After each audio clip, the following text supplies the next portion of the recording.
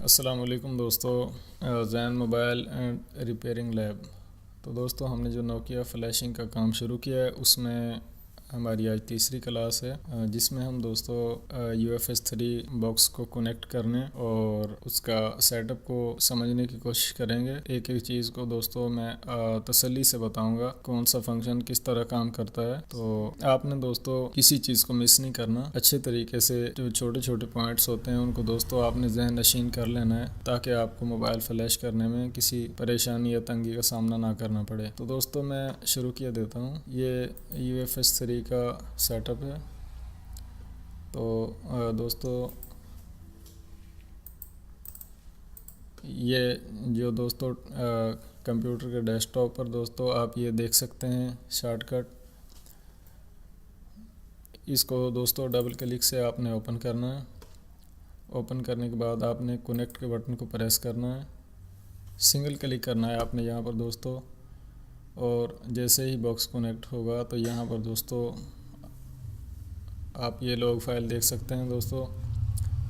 मैं इसको full screen किए देता हूँ ताकि हर चीज़ वाज़े वाज़े अलग-अलग नज़र आए। तो दोस्तों आपने जो भी मोबाइल फ़्लैश करना है, चाहे वो DCT-4 का हो चाहे BB5 का हो, अब नोकिया की UFS से 2 ही किस्में जो है वो फ़्लैश हो सकती हैं। तो दोस्तों आपने करना ऐसा है, वो आपकी मर्ज़ी पर है कि आपने हार्ड ड्राइव में फ़ाइल सेव कहाँ पर की हुई है या डेस्कटॉप पर रखी हुई है। बहरहाल मैं आपको सेटिंग बता देता हूँ जिस तरह से आपने इसको यूज़ करना है। सबसे पहले आपने दोस्तों ये जो दो चेक बॉक्स देख रहे हैं, आपने इनको अनचेक कर देना है। जो टिक पहले लगी हुई थी उसको हटा देना है। और यहाँ से दोस्तों आप ये जो देख सकते हैं नोकिया की जो इकसाम है दोस्तों, ये आपको यहाँ पर 3-4 जो किस्में हैं जो यहाँ पर शो हो रही हैं। तो आज हम सिर्फ DCT-4 पर बात करेंगे क्योंकि हमने DCT-4 से शुरू किया है। मैंने DCT-4 को क्लिक किया। क्लिक करने के बाद आप दोस्तों यहाँ पर देख सकते हैं ये कई बॉक्स हैं जो ऊपर नीचे आपको नज़र आ रहे होंगे। इसमें प्रोडक्ट लिखा हुआ है, MCU, PPM, CNT, PM। तो ये जो चीज़ें हैं दोस्तों हम इनके बारे में भी आपको अभी गाइड करेंगे। और ये जो साइड पे राइट साइड पर दोस्तों टूल्स आपको नज़र आ रहे हैं, इनके बारे में भी हम ज़रूर बात करेंगे, इनको भी हम आप ज़रूर समझाएंगे। सबसे पहले दोस्तों आपने जो मोबाइल फ़्लैश करना है उसका मॉडल सेलेक्ट करना है। फॉर एग्ज़ाम्पल मिसाल के तौर पर मैं नोकिया 1208 को सेलेक्ट कर लेता हूँ, जिसका RH जो है वो 105 है। 108 और 9 का एक ही है दोस्तों, ये आपने सेलेक्ट करना है। उसके बाद दोस्तों मॉडल जब सेलेक्ट हो जाएगा तो उसकी ये नीचे आप जो बॉक्स देख रहे हैं यहाँ पर फ़ाइल सेट करने की तरतीब है। और ये जो दोस्तों आप देख सकते हैं फ्लैश जमा UI ऑप्शन, तो इसको आपने क्लिक करना है। यहाँ से आप इसको अपनी मर्ज़ी से सिलेक्ट कर सकते हैं। अगर आपने मोबाइल को फुल फ्लैश करना है और उसकी मुकम्मल सेटिंग करनी है तो आप इसको बाय डिफ़ॉल्ट रखेंगे। अगर आपने सिर्फ UI ऑप्शन को सेलेक्ट करना है, यानी कि मोबाइल को सिर्फ अनलॉक करना है, उसकी सेटिंग करनी है, तो दोस्तों आप ये दूसरी ऑप्शन जो है इसको सेलेक्ट कर सकते हैं। और दोस्तों अगर आपने ये सिर्फ मोबाइल को सेटिंग नहीं करनी, यानी कि उसके जो लाइफ टाइमर कोड वगैरह जो भी हैं उसको आपने यानी कि कुछ नहीं करना, तो आपने सिर्फ मोबाइल को फ़्लैश करना है, तो सिर्फ आप फ़्लैश पर दोस्तों क्लिक कर सकते हैं। यह आपकी मर्ज़ी से है। मैं इसको बाय डिफ़ॉल्ट रहने देता हूँ। ये जो दो सामने वाले बॉक्स हैं दोस्तों जिस पर लिखा हुआ है ऑटो क्लियर रिज़ल्ट विंडो, इनको दोस्तों आपने इसी तरह रहने देना है, क्योंकि ये जो जगह है दोस्तों यहाँ पर जैसे फ्लैशिंग का लोग चलता है तो ये उसके लिए है। इससे यानी कि फ्लैशिंग में कोई टेंशन नहीं होगी।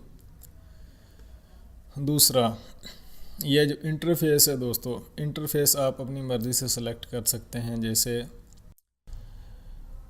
ये आप देख सकते हैं दोस्तों FBus, MBus, ईज़ी और USB का तो दोस्तों आप सब दोस्त जानते ही हैं कि USB से जो जिन मोबाइल में USB ऑप्शन हो वही फ़्लैश किए जा सकते हैं। लेकिन जो DCT-4 के और BB5 के मोबाइल हैं वो एफ बस केबल जो है इससे सब के सब मोबाइल फ्लैश हो सकते हैं। और कुछ मोबाइल ऐसे हैं जैसे 1200, 1208, 1202 वगैरह जिनमें दोस्तों इजी केबल लगाने की जगह होती है, उनके लिए इजी केबल मार्केट से आप ख़रीद सकते हैं। लेकिन अगर आपके पास एफ बस केबल है तो आपको इजी केबल ख़रीदने की कोई शदीद ज़रूरत नहीं है। तो दोस्तों यहाँ पर भी इसको आपने बाय डिफ़ॉल्ट रहने देना है। और अगर UFS से आप BB5 का या USB वाला फ़ोन फ्लैश करना चाहते हैं तो आप यहाँ से USB इस तरह सेलेक्ट कर सकते हैं। तो दोस्तों इसको भी आपने बाय डिफ़ॉल्ट रहने देना है। ये स्पीड है दोस्तों, इसको भी इसकी जगह पर ऑटो रहने दें क्योंकि फास्ट स्पीड है और इस बेहतरीन काम करता है। जैसा कि दोस्तों अब वक़्त के हिसाब से आप देख सकते हैं कि दोस्तों कम से कम जो शॉप पर कंप्यूटर रखा होता है वो Pentium 4 तो कम से कम होता है दोस्तों। वैसे Pentium 3 से भी आप मोबाइल को फ्लैश कर सकते हैं, लेकिन मैं एक बात कर रहा हूँ कि कम से कम अब जो दौर जा रहा है उसके मुताबिक Pentium 4, Core 2 या i सीरीज़ का i3, i5 वगैरह दोस्तों कंप्यूटर होते हैं दुकान पे। तो उसके बाद हम आते हैं दोस्तों इस तरफ, ये जो आप देख सकते हैं दोस्तों MCU, PPM और CNT।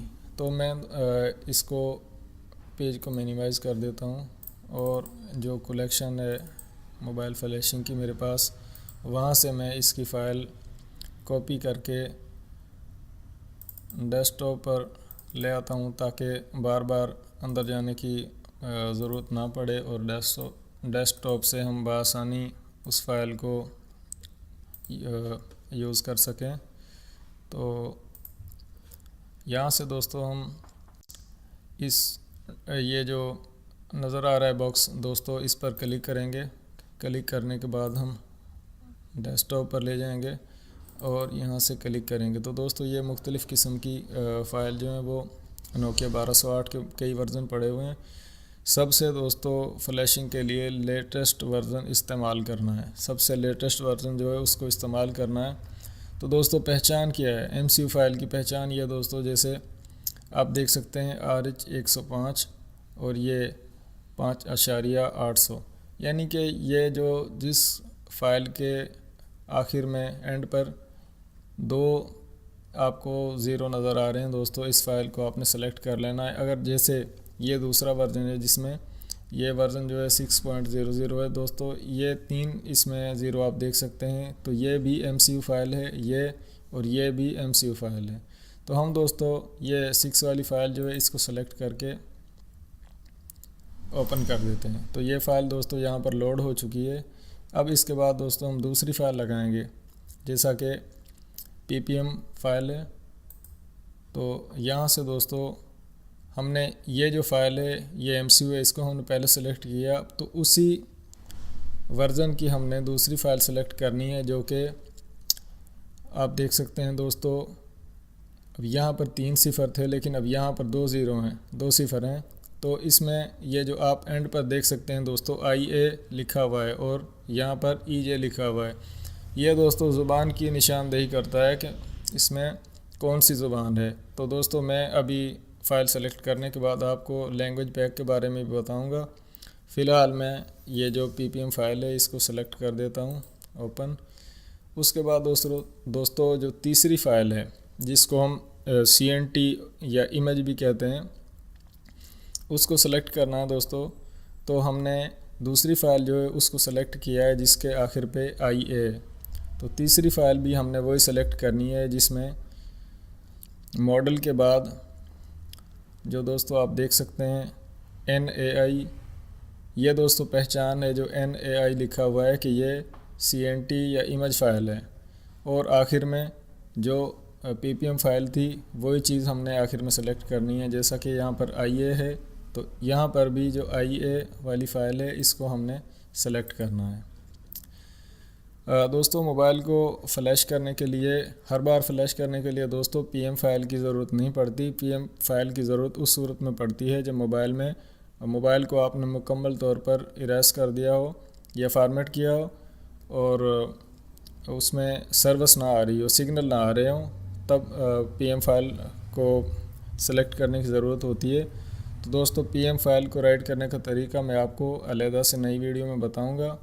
फ़िलहाल मोबाइल फ्लैशिंग की बात हो रही है तो हमने तीनों फाइलें जो हैं वो एक वर्ज़न की सेलेक्ट कर दी हैं। दोस्तों अगर आप यहाँ पर मुख्तलिफ़ वर्ज़न की फ़ाइल इस्तेमाल करेंगे तो मोबाइल जो है उसमें मुख्तलिफ़ किस्म का फ़ाल्ट आएगा, एरर आएगा मोबाइल में, या मोबाइल रीस्टार्ट होगा या स्टक हो जाएगा नोकिया लोगो पे।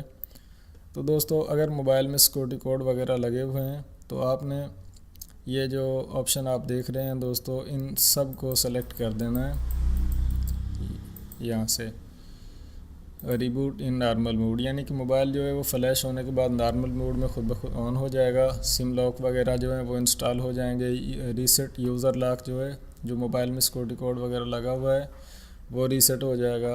मोबाइल का सॉफ्टवेयर जो है वो अपग्रेड डिफ़ॉल्ट हो जाएगा। मोबाइल में जो फैक्ट्री सेटिंग है वो खुद ब खुद डिफ़ॉल्ट हो जाएंगी। तो दोस्तों ये आप सेटिंग देख सकते हैं, इनको सबको आपने टिक कर देना ताकि मोबाइल फ्लैश हो तो मुकम्मल ऐसे हो जाए जैसे अभी कंपनी से न्यू आया हो, उसमें किसी किस्म का डेटा, कोई नंबर या कोई कोड वगैरह कुछ भी ना रहे। तो दोस्तों अभी मैंने आपको चंद सेकंड पहले बताया था जब हम फाइल सेलेक्ट कर रहे थे कि ये IA या EJ वगैरह क्या मसला है। तो यहाँ पर दोस्तों आप देख सकते हैं लैंग्वेज पैक दोस्तों यहाँ पर आप देख सकते हैं। तो लैंग्वेज पैक में दोस्तों जो आखिरी फ़ाइल के एंड पर, PPM फाइल के एंड पर जो दो आप देख सकते हैं दोस्तों, जैसे IA या EJ या AA वगैरह जो दो हरूफ होते हैं दोस्तों, उनका यहाँ पर आप अच्छी तरह से मकसद समझ सकते हैं। ये अगर AA फ़ाइल में हो तो ये लैंग्वेज उस फाइल के अंदर होगी। तो दोस्तों हम जैसा कि पाकिस्तान और हिंदुस्तान में उर्दू और हिंदी जो है वो ज़्यादा इस्तेमाल की जाती है, तो हमने इसलिए IA वाली फ़ाइल को सेलेक्ट किया है जिसमें ये फ़ाइल है दोस्तों। इसमें जो हमारी इलाकाई ज़ुबान है जैसे उर्दू है, फ़ारसी है और अरबिक भी तकरीबन मिलती जुलती होती है, और इंग्लिश जो है वो इंटरनेशनल है। तो उसके अलावा दोस्तों अगर आप हिंदुस्तान से हों और हिंदी जानते हों तो आप ये जो MB लिखा हुआ है ये फ़ाइल नेट से डाउनलोड करके सेलेक्ट करेंगे तो दोस्तों उसमें सिर्फ इंग्लिश और हिंदी होगी। तो दोस्तों ये लैंग्वेज पैक जो है ये आप अपनी मर्ज़ी से इस्तेमाल कर सकते हैं। ये काफ़ी किस्म के हैं दोस्तों, जितनी भी लैंग्वेज जो है वो दुनिया में इस्तेमाल होती हैं तकरीबन सब के सब लैंग्वेज पैक यहाँ पर अवेलेबल हैं। तो यह तो थी दोस्तों मोबाइल को जो सेटअप है उसको थोड़ा समझने की हमने कोशिश की आज, और हमने फ़ाइल सेलेक्ट करने का दोस्तों तरीका जो है उसको सीखने की कोशिश की। और कल से हम दोस्तों जो नई वीडियो बनाएंगे उसमें ये जो आप लाइन यहाँ पर देख सकते हैं जिसमें काफ़ी सारे टूल हैं, इनके बारे में दोस्तों हम आपको कल जब नई वीडियो बनाएंगे तो उसमें गाइड करेंगे। तो दोस्तों हमारे चैनल से जुड़े रहें ताकि हम आपको मुकम्मल गाइड करें और आपको नोकिया फ्लैशिंग में बिल्कुल भी परेशानी का सामना ना करना पड़े। तो दोस्तों उसके लिए आप हमारे चैनल को सब्सक्राइब कर लें और वीडियोस को मुकम्मल देखें, और अगर किसी बात की समझ ना आए तो वीडियो को दोबारा देखें और वीडियो पर लाइक करें, कमेंट करें, शेयर करें। तो दोस्तों वीडियो देखने का बहुत शुक्रिया। अल्लाह हाफ़िज़।